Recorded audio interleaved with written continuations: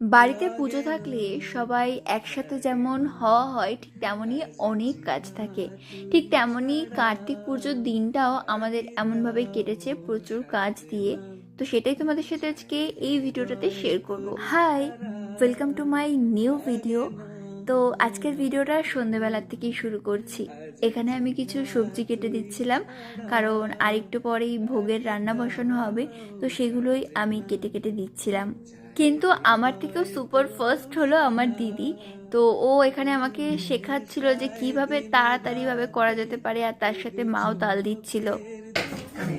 হাবুলের বাবা।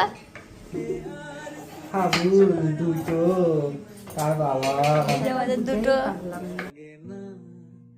আজ জিয়া তুই ছাড়া ডাকিতাও সাজে না চায় হৃদয় তোর সারা ছুঁয়ে দিলে মনোবীর টাকাও একটু দুজনে। কার্তিক পুজোর রান্নাঘর এটা। কার্তিকের রান্নাঘর আছে। কি কি রান্না করছো বলো? এই তো লাবড়ার তরকারি, খিচুড়ি হয়ে গেছে আমাদের রেডি, শুধু খাওয়ার অপেক্ষা। কার্তিক ঠাকুরকে ভোগ দিয়ে দিয়েছি।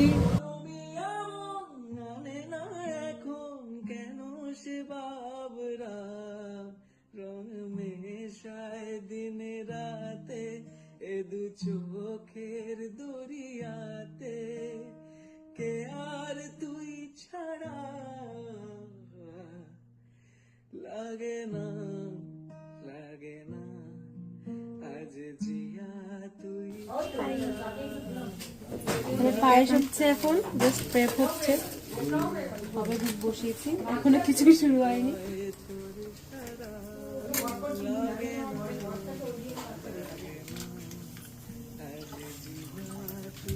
ছাড়া ডাকিতাও সাজে না চাই হৃদয়